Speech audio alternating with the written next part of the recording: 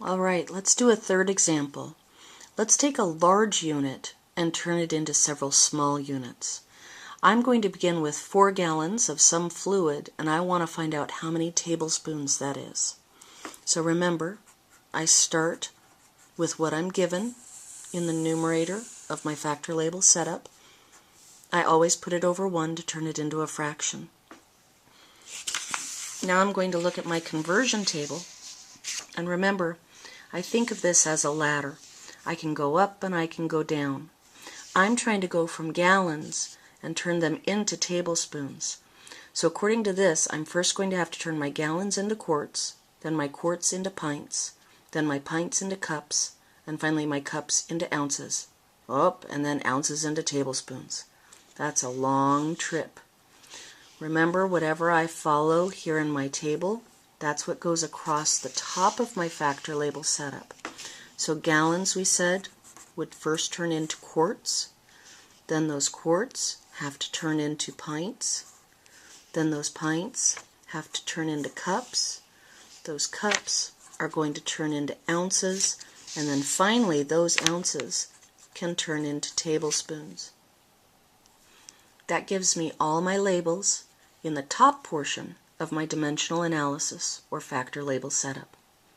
Now I need to take each of these labels and drop them into the denominator of the next unit.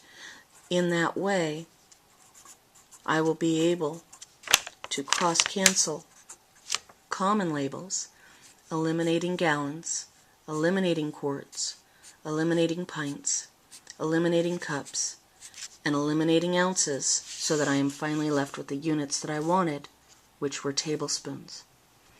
Alright, let's use our conversion table to put in the data as far as the numbers.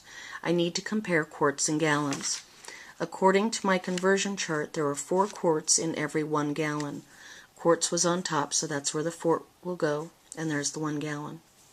In the next spot, I want to compare pints to quarts. If I move up one step on this ladder, in a sense, of the conversion table, there are 2 pints to every 1 quart. 2 pints to every 1 quart. Move up the ladder again and compare cups to pints. There are 2 cups to 1 pint. 2 cups to 1 pint. Move up the ladder again. There are 8 ounces in 1 cup. 8 ounces in 1 cup. And finally, the relationship between tablespoons and ounce, there are 2 tablespoons in every single ounce. I now have everything in my factor label setup. The last thing I need to do is all of my multiplication. We need to find out what 4 times 4 times 2 times 2 times 8 times 2 is for the top. I have a whole series of 1s here in the bottom. Anything times 1 is 1, and anything over 1 will be itself, so that 1 won't prove terribly useful to us.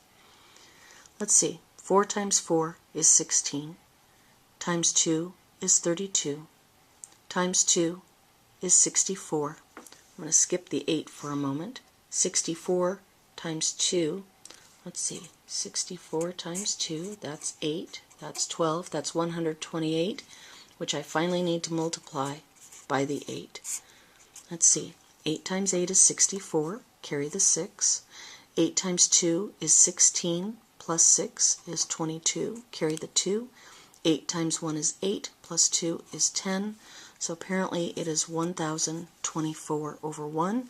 So 4 gallons is equal to 1,024 tablespoons.